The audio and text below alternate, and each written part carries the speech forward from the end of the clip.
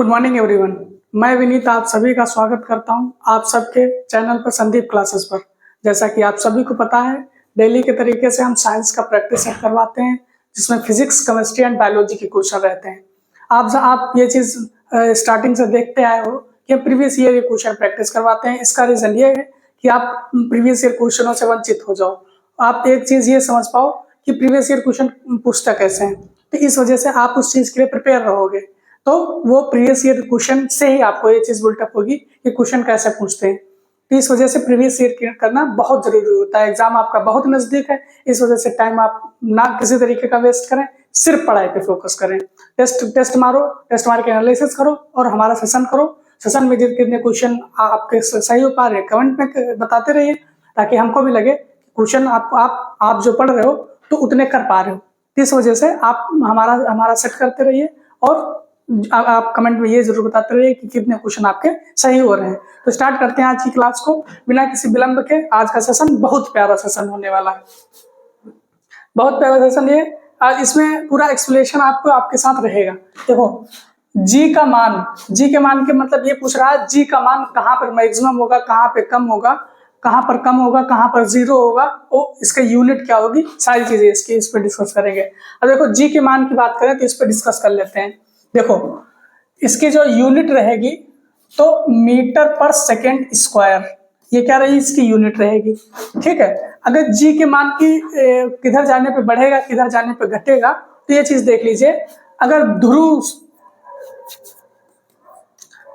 की ओर, ध्रुवों लिख लो, ध्रुवों की ओर, दोनों ध्रुवों की बात कर रहा है, ध्रुवों की ओर जाने पर, ध्रुवों की ओर जाने पर जी का मान बढ़ेगा। क्या, जी का मान क्या होगा, बढ़ेगा। ठीक है, बट भूमध्य रेखा पर, भूमध्य रेखा पर जी का मान कम होगा। अगर जी का मान कम होगा तो भार अपने आप कम होगा। जी का मान अगर ज्यादा होगा तो भार का मान अपने आप ज्यादा होगा। इसका रीजन ये है, देखो आप एक रिलेशन पढ़ते हो ना, W बराबर M इंटू जी। तो अगर देखो, अगर जी बढ़ाओगे तो W आपका वेट बढ़ जाएगा, अगर जी घटाओगे तो वेट घट जाएगा। तो कभी कभी ये जी का मान ना पूछ करके ये पूछता है मनुष्य का भार सबसे अधिक कहाँ होगा, या मनुष्य का भार सबसे कम कहाँ पर होगा। तो भार डायरेक्टली प्रोपोर्शनल टू जी, तो जी का मान जहां पर ज्यादा होगा भार वहां पर ज्यादा होगा, जी का मान जहां पर कम होगा भार वहां पर कम होगा। ठीक है, अगर बात करेगा कि भार शून्य कहां पर होगा या फिर जी शून्य कहां पर होगा, तो देखो, अगर शून्य की बात करेगा कि भार शून्य कहां पर होगा, भार शून्य कहां पर होगा,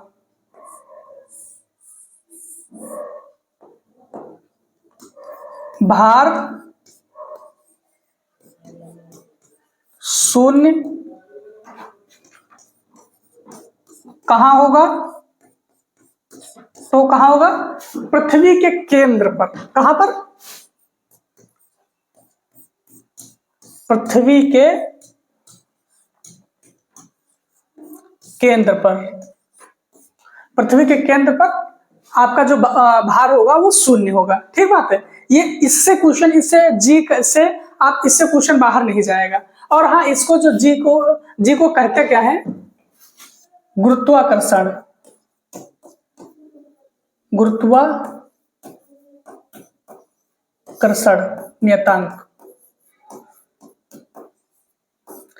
ये सब समझ लो, ऐसा फोर्स है ना, ऐसा फोर्स है, काल्पनिक फोर्स जिसको भी बोलते हैं, काल्पनिक।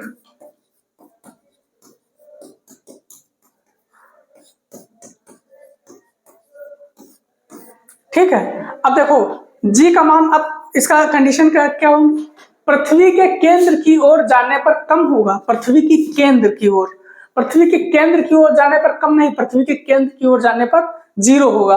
विषुवत रेखा पर अधिक और ध्रुवों पर कम होगा, नहीं, विषुवत रेखा पर कम और ध्रुवों पर अधिक, तब सही होता है। नियत रहता है, नियत तो रहता नहीं है। पृथ्वी की सतह से ऊपर जाने पर बढ़ता है, पृथ्वी की सतह से ऊपर जाने पर बढ़ता, ऊपर जाने पर बढ़ता है। तो पृथ्वी के ऊपर जाओ या नीचे आओ, जी का मान घटेगा, ये भी गलत हो गया।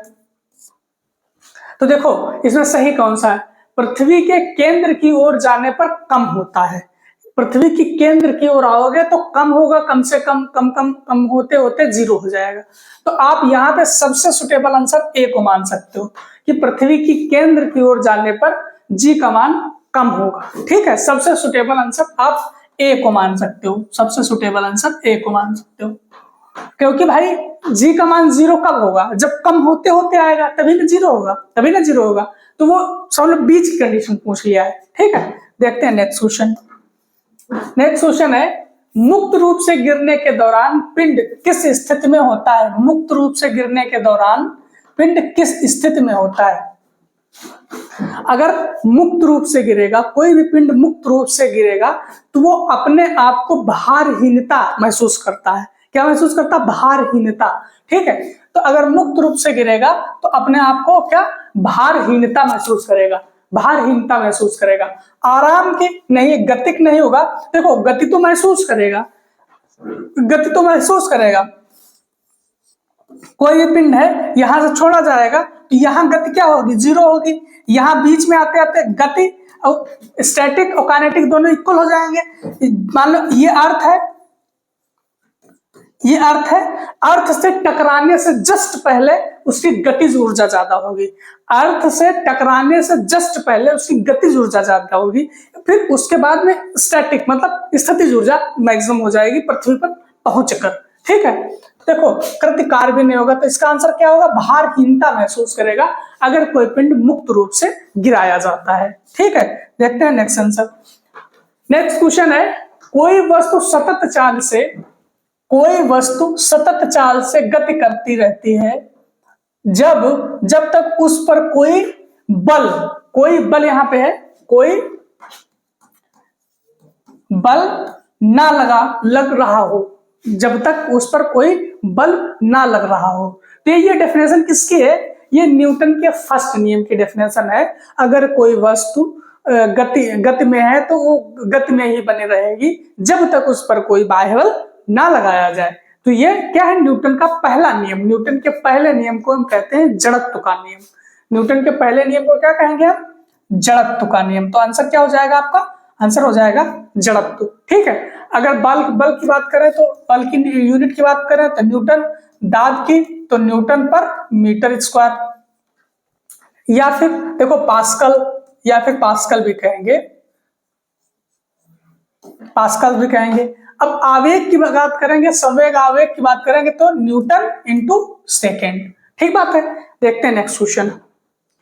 नेक्स्ट क्वेश्चन है, झूले पर बैठे लड़के की गति होती है।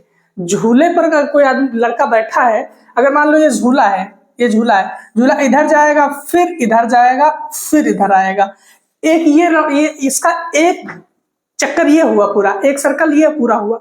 तो झूले पर कोई बैठा हुआ लड़का लड़की अगर गति करता है तो उसको कहते हैं आवर्ती गति। क्या कहेंगे उसको, आवर्ती गति। उसको क्या बोलेंगे, आवर्ती गति बोलेंगे। आंसर आपका डी सही होगा। देखो वृत्तीय गति नहीं बोलेंगे, वृत्तीय गति नहीं बोलेंगे, उसको क्या बोलेंगे, आवर्ती गति। क्योंकि देखो इधर से इधर गया फिर इधर गया फिर इधर आया, ये है आवर्ती गति, अपनी पोजीशन पे पुनः आ गया, वो है आवर्ती गति। देखते हैं नेक्स्ट क्वेश्चन। नेक्स्ट क्वेश्चन है, जब दूध को मथा जाता है, दूध को मथा जाता है तो मक्खन इससे पृथक हो जाता है। तो पृथक हो जाता है तो कैसे, कौन सा नियम उस पे लगता है, गुरुत्वाकर्षण का नियम लगेगा? नहीं, गुरुत्वाकर्षण का नियम नहीं लगेगा। आप सोच के बताओ कौन सा लगेगा, ससंजन बल? नहीं। आसंजन बल? नहीं। देखो यहाँ पे अगर डाउट को, इसको थोड़ा कॉम्प्लिकेटेड क्वेश्चन को बनाना रहता तो अभिकेंद्र बल भी डाल सकता था, अभिकेंद्र बल और अपकेंद्र बल। तो अभिकेंद्र बल लगने वाला वो बल है जो केंद्र की तरफ लगता है, अपकेंद्र बल वो बल है जो केंद्र से बाहर की ओर लगता है। ये चीज याद रखना। तो जब दूध आप जो लोग दूध मथा जाता है तो ऐसा से किया जाता है तो बाहर की तरफ उसका फोर्स लगता है। जैसे वॉशिंग मशीन किस सिद्धांत पर काम करती है, तो अपकेंद्र बल पर काम करती है, बाहर की ओर लगता है फोर्स वो। या फिर जो दूध से मक्खन निकालने वाली मशीन है वो किस पर काम करेगी, वो भी अपकेंद्र पर काम करेगी। तो आंसर कौन सा है, आंसर आपका ए करेक्ट है। ठीक है, देखते हैं नेक्स्ट क्वेश्चन। नेक्स्ट क्वेश्चन है घड़ी की सेकंड की सुई की कोणीय चाल क्या होगी। तो घड़ी की सेकंड की सुई की कोणीय चाल π/30 होगी, π/30 होगी। देखते हैं नेक्स्ट क्वेश्चन। नेक्स्ट क्वेश्चन है रेखीय गति में जड़त्व के समान घूर्णन गति के संगत राशि है। रेखीय गति में जड़त्व के समान और घूर्णन के संगत राशि है। तो घूर्णन किसके संगत राशि होगा, किसके होगा, कोणीय संवेग के। घूर्णन क्या होगा, कोणीय संवेग के संगत राशि। जड़त्व की बात करें तो इनर्शिया फोर्स कहते हैं, न्यूटन का फर्स्ट लॉ हो गया ये। ठीक है, अगर त्वरण की बात करेंगे तो मीटर पर सेकंड स्क्वायर इसकी यूनिट की बात, वेग न्यूटन, वेग की बात करेंगे तो वेग का मीटर पर सेकंड। अगर इसका उसको विस्थापन बटे समय,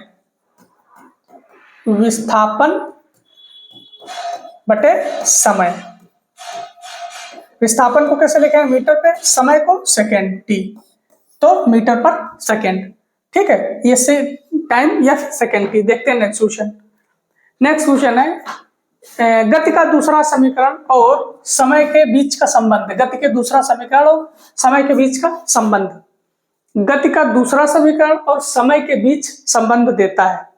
समय के बीच, अब देखो तीनों समीकरण देख लो। पहला क्या है, v बराबर u प्लस AT। दूसरा कौन सा है, v स्क्वायर बराबर u स्क्वायर प्लस 2as। तीसरा समीकरण v बराबर ut plus half AT square. देखो ये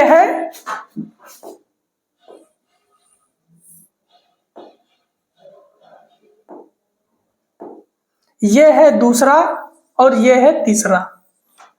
ठीक है, तो कह रहा है गति का दूसरा समीकरण, मतलब इसकी बात कर रहा है, तो इसमें u और t काट दो।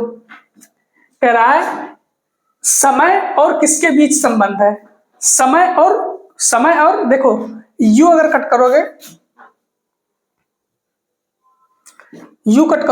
तो ये कट गया, ठीक है, और कट जाएगा, ए कट गया। u ए काटने के बाद में जो मिलेगा वो संबंध बनाएगा।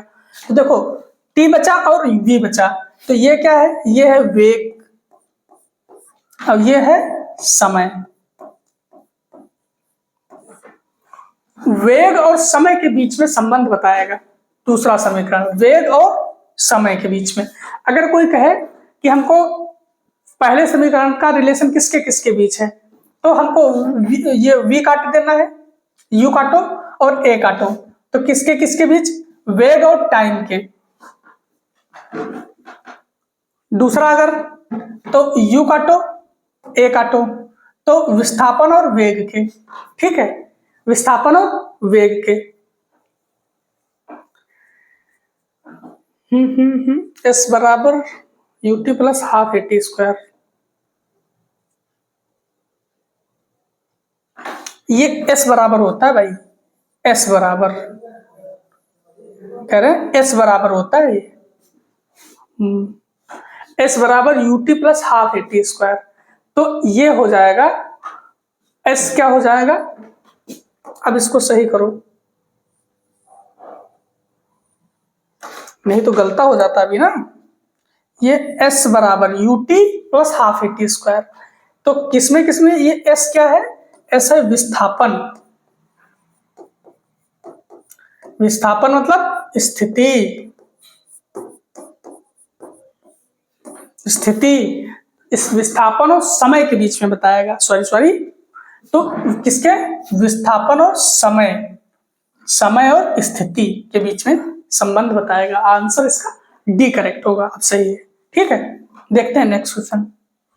नेक्स्ट क्वेश्चन है, निम्न में से कौन सी मात्रा चाल के साथ, निम्न में से कौन सी मात्रा चाल के साथ इसकी गति निर्दिष्ट करती है? चाल के साथ इसकी गति निर्दिष्ट करेगी। चाल के साथ इसकी गति कौन निर्दिष्ट करेगा? तो वो करेगा आपका विस्थापन।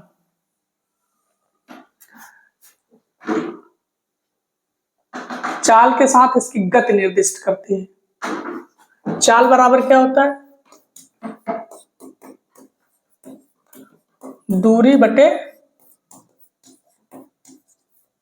समय। ठीक है, तो कह रहा है निम्न में से कौन सी मात्रा चाल के साथ इसकी गति निर्दिष्ट करती है? चाल के साथ इसकी गति को निर्दिष्ट करेगा वेग, ना कि विस्थापन। आंसर होगा आपका वेग। ठीक है, देखते हैं नेक्स्ट क्वेश्चन। न्यूटन के गति के नियमों का प्रकाशन, न्यूटन के गति के नियमों का प्रकाशन। तो देखो न्यूटन के जो तीनों नियम के प्रकाशन जो होता है, न्यूटन के नियमों का प्रकाशन कब हुआ था? यह हुआ था 1687 में। ठीक है, इनकी प्रिंसिपिया नामक बुक में।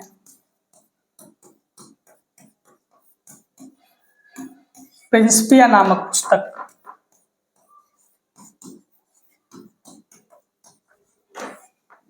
ठीक है, नियम को बात करें तो इसका डिस्कशन बहुत बार किए। तीन नियम होंगे। पहले नियम से परिभाषा, दूसरे नियम से सूत्र, तीसरे नियम से प्रकृति। पहला नियम जड़त्व का नियम, दूसरा नियम संवेग का, तीसरा क्रिया एंड प्रतिक्रिया का नियम। ठीक, तो कौन सा? 1687। ऑप्शन आपका डी करेक्ट है। तो ऑप्शन डी करेक्ट है। देखते हैं नेक्स्ट क्वेश्चन। नेक्स्ट क्वेश्चन है, न्यूटन का गति का तीसरा नियम, न्यूटन के गति का तीसरा नियम निम्नलिखित में से किसकी स्थितियों पर लागू होता है? तो न्यूटन के गति का तीसरा नियम क्या कहता है? Action and equal opposite reaction. ठीक है, तो देख लो, तेजी से चलती क्रिकेट गेंद को पकड़ते समय एक क्षेत्र रक्षक अपने हाथ को पीछे की ओर कर लेता है, तो ये न्यूटन का दूसरा नियम है। कौन सा? न्यूटन का सेकेंड लॉ है। जब कोई व्यक्ति सीमेंट वाली फ्लोर पर गिरता है तो उसे अधिक चोट लगती है। तो अधिक चोट लगती है, ये न्यूटन का थर्ड नियम हो सकता है, क्योंकि वो जितना फोर्स उधर से लगाए उतना इधर से लगाए, तो न्यूटन का थर्ड नियम पालक का फॉलो कर सकता है।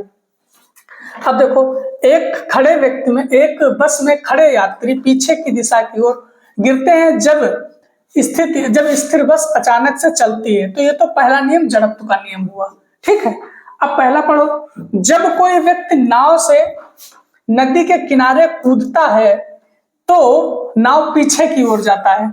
आपने कभी ये नोटिस किया होगा कि अगर आप कूदते हो तो नीचे से उतना ही बल लगता है पैरों से, तो आप उतना कूद पाते हो ना। इसी वजह से रेत में चलना कुछ टफ होता है हार्ड सरफेस पे चलने के कंपैरिजन में। तो देखो, इसका सबसे सटीक आंसर है वो ए है, सबसे सटीक। अगर ए ऑप्शन में ना रहता तो आप सी को मार सकते थे, क्योंकि ये थर्ड नियम का पालन कर रहा है, थर्ड नियम की व्याख्या कर रहा है एक तरीके से। ठीक है, बट उसने थर्ड नियम ही का बिल्कुल परफेक्ट वो चीज कर दी, तो अब आप फर्स्ट आंसर उसको प्रायोरिटी दोगे। देखते हैं नेक्स्ट क्वेश्चन है, गतिज ऊर्जा और स्थितिज ऊर्जा का सम्मिलित रूप क्या कहलाता है? तो एक ये रिलेशन है कि गतिज ऊर्जा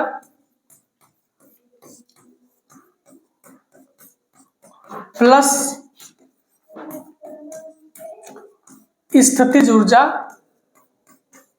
ये किसके बराबर होगा? यांत्रिक ऊर्जा के। ये किसके? यांत्रिक ऊर्जा के।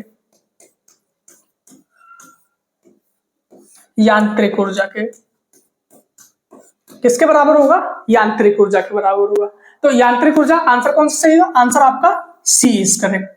आंसर आपका सी सही होगा, यांत्रिक ऊर्जा। ठीक है। उष्मीय ऊर्जा, उष्मा से प्राप्त होने वाली ऊर्जा। प्रकाश ऊर्जा आपको सन से प्राप्त करने, सूरज से प्राप्त करने, प्रकाश से प्राप्त होने वाली ऊर्जा को प्रकाशीय ऊर्जा। नाभिकीय ऊर्जा, नाभिक से प्राप्त होने वाली ऊर्जा को नाभिकीय ऊर्जा को बोलेंगे। अब देखो, यदि किसी गतिमान वस्तु का संवेग P और द्रव्यमान m हो तो P और m में गतिज ऊर्जा का मान होगा। देखो, इसमें एक बहुत बढ़िया रिलेशन है और ऐसा ही है कि हर एक कोई भी सेट छूटता हो नहीं तो हर एक सेट में ये क्वेश्चन आपको जरूर मिलेगा, ऐसा क्वेश्चन जरूर देखने को मिलेगा। जैसे ये काइनेटिक एनर्जी, गतिज ऊर्जा की बात कर रहा है ना, गतिमान है तो गतिज ऊर्जा की बात कर रहा है, गतिज ऊर्जा की बात कर रहा है। तो देखो के बराबर क्या होगा? एक तो relation half m into V square, ये पढ़े हो। ठीक है। दूसरा रिलेशन इसका पढ़े हो p स्क्वायर अपॉन 2m, ये भी आप रिलेशन पढ़े हो। ठीक है। तो जहां पर m का है द्रव्यमान है, m क्या है? द्रव्यमान है। v क्या है? वेग है। यहां पे p क्या है? p संवेग है, संवेग है। ठीक है। तो ये किस में रिलेशन है? मास इंटू वेलोसिटी में। ये आपका रिलेशन है संवेग और द्रव्यमान में। ठीक है, संवेग और द्रव्यमान में। तो आपको ये रिलेशन एकदम रटा होना चाहिए, रिलेशन ये रटा होना चाहिए। क्वेश्चन इस पे बन जाता है, कोई ना कोई चीज पूछ ही लेता है, कहेगा वेग अगर 2 गुना होगा, मास स्थिर रहेगा तो पोटेंशियल एनर्जी, काइनेटिक एनर्जी कितनी हो जाएगी, या फिर स्थिर एनर्जी कितनी हो जाएगी, कुछ भी टेढ़ा मेढ़ा करके पूछ लेगा। इस पे क्वेश्चन ज्यादातर चांस रहते हैं कि यार भी क्वेश्चन बनाए इस पे। ठीक है। तो क्या होगा? कौन सा रिलेशन सही? p square upon 2m। देख लीजिए कहां पर है। देखो मल्टीपल में नहीं होगा, p स्क्वायर नहीं, p स्क्वायर m नहीं होगा, p square upon 2m। Answer आपका डी सही होगा, आंसर आपका डी परफेक्ट सही होगा। देखते हैं नेक्स्ट क्वेश्चन।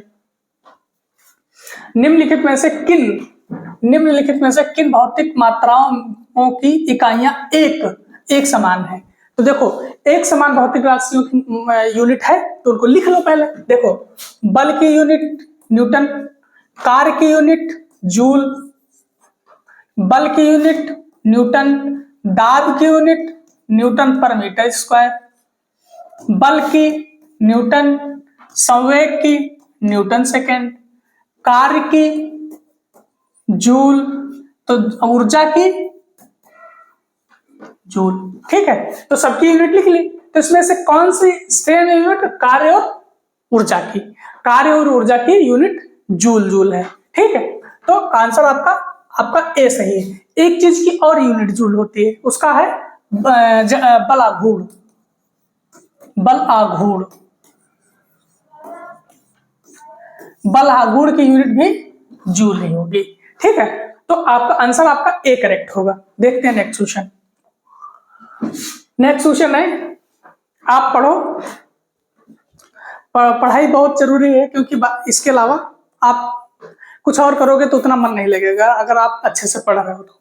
एक बात आपको सुनाते हैं, आपको पसंद आएगी। हमने जो की थी मोहब्बत वो आज भी है, हमने जो की थी मोहब्बत वो आज भी है, हालांकि उसको मेरे प्यार पे शक आज भी है, हालांकि उसको मेरे प्यार पे शक आज भी है।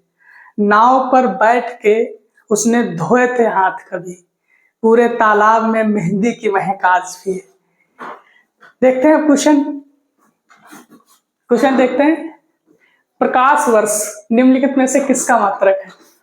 अच्छा लगता है तो कमेंट में जरूर अच्छा बताइएगा। कमेंट में प्रकाश वर्ष निम्नलिखित में से किसकी इकाई है? तो प्रकाश वर्ष आप लोग समझते हो प्रकाश वर्ष किसी यूनिट है, तो ये दूरी की यूनिट है, दूरी की यूनिट है। देखो,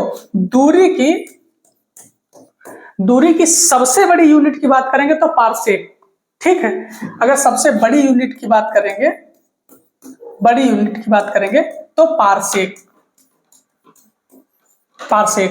ठीक है।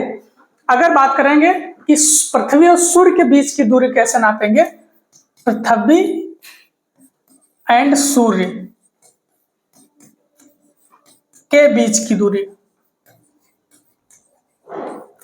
तो क्या होगी? खगोलीय दूरी। खगोलीय दूरी, ठीक है। तो इसके बीच की दूरी क्या होगी? खगोलीय दूरी होगी। और सबसे दूरी प्रकाश दूरी की सबसे बड़ी यूनिट, प्रकाश वर्ष की सबसे बड़ी यूनिट तो पारसेक होगा, ठीक है। तो इसकी जो व्यवहारिक यूनिट होगी तो कौन सी होगी? प्रकाश वर्ष। प्रकाश वर्ष, ठीक है। तो दूरी, प्रकाश वर्ष किसका यूनिट है? दूरी का है। देखते हैं नेक्स्ट क्वेश्चन। नेक्स्ट है, निम्न में से किस स्थान पर गुरुत्वीय त्वरण शून्य होगा? पहला क्वेश्चन इसी चीज पे मैंने डिस्कस किया था कि किस स्थान पर गुरुत्वीय त्वरण शून्य होगा। तो किस स्थान पर गुरुत्वीय त्वरण शून्य होगा? जहां पर केंद्र होगा, पृथ्वी का केंद्र। ध्रुवों पर नहीं शून्य होगा, भूमध्य रेखा पर नहीं शून्य होगा, समुद्र स्तर पर नहीं, कहा? पृथ्वी के केंद्र पे। पृथ्वी के केंद्र पर आपका जड़त्व या त्वरण शून्य होगा, ठीक है। देखते हैं नेक्स्ट क्वेश्चन। वह बिंदु जहां पर एक वस्तु का संपूर्ण भार कार्य करता है, संपूर्ण भार करेगा काम, तो कहां पर करेगा? आप देख लीजिए। दाब का केंद्र कहेंगे उसको, घर्षण का केंद्र कहेंगे, द्रव्यमान का केंद्र कहेंगे, या फिर गुरुत्वाकर्षण का केंद्र कहेंगे। जहां पर संपूर्ण भार कार्य करेगा उसको कहेंगे हम गुरुत्वाकर्षण केंद्र। क्या बोलेंगे उसको? जहां पर पृथ्वी, जहां पर भार का संपूर्ण भार कार्य करेगा उसको गुरुत्वाकर्षण का केंद्र बोलेंगे हम। देखते हैं नेक्स्ट क्वेश्चन। नेक्स्ट क्वेश्चन है, किसी वस्तु का की गतिज ऊर्जा, देखो किसी वस्तु की गतिज ऊर्जा है 120 जूल और इसका द्रव्यमान 15 किलोग्राम है, तो वस्तु का वेग कितना होगा? देखो रिलेशन, अभी रिलेशन पढ़े थे उसी पे क्वेश्चन आ गया। तो K बराबर 1/2 m इंटू वी स्क्वायर, ठीक है। तो क्या है? गतिज ऊर्जा कितनी है? 120, 1/2, मास कितना दिया है? 15 kg। v क्या निकालना है? क्या निकालना है? वेग ही निकालना है, ठीक है। तो निकाल लो। तो ये कितना हो जाएगा? 120 इंटू 2/15, तो 15 8 15 कम 15, 15 8 120 और 8 दूनी 16, किसके बराबर? v स्क्वायर के बराबर। तो v बराबर कितना आ जाएगा? 4 मीटर पर सेकेंड। 4 मीटर पर सेकेंड, ये आपको आना चाहिए, इतना टाइम नहीं लगना चाहिए। एग्जाम में तो बिल्कुल आप रॉकेट की तरीके से दौड़ना चाहिए। 4 मीटर पर सेकेंड, 4 मीटर पर सेकेंड, ठीक है। ये आंसर आपका बी सही होगा। देखो यूनिट में भी खेल रहा है, ये तो किसी हाल में नहीं होंगे। ये अब मीटर नीचे आ जाएगा ना, ऊपर जाएगा तो माइनस में जाएगा, तो आंसर आपका बी करेक्ट होगा। एग्जामिनर ऐसा बैठा है ना कि आपको पास करने के लिए बैठे नहीं, फेल करने के बैठा है। वो कहीं ना कहीं फंसाने की कोशिश करेगा। अगर आप प्रॉपर ऐसे अगर कैलकुलेशन अच्छी कर लिए तो आंसर में कुछ तोड़ेगा मरोड़ेगा, कहीं ना कहीं वो ऐसा तोड़ेगा मरोड़ेगा कि आप किसी तरीके से उसके जाल में फंस जाओ। तो फंसना नहीं है, पहले से प्रैक्टिस करना है। देखते हैं नेक्स्ट क्वेश्चन। नेक्स्ट क्वेश्चन है, निम्न में से डैश एक कमजोर बल है। अभी मैंने बोला था सबसे कमजोर बल कौन सा होगा? गुरुत्वाकर्षण बल। कौन सा बल होगा? गुरुत्वाकर्षण बल सबसे कमजोर बल होगा। सबसे कमजोर बल, द्रव्यमान नहीं होगा, लघु रेंज बल भी नहीं होगा और गति बल नहीं होगा। तो आंसर कौन सा होगा? आंसर आपका बी करेक्ट होगा, ठीक है। तो आपको अगर आज का सेशन अच्छा लगा है तो कमेंट में अच्छा लिखिएगा, अपने दोस्तों में जरूर शेयर करते रहिएगा, क्योंकि उनको भी इस चीज का लाभ हो पाए। और चैनल को सब्सक्राइब करके जरूर रख लीजिएगा ताकि हम जब हमारा लेक्चर आए तो आपको नोटिफिकेशन मिल पाए। Thank you.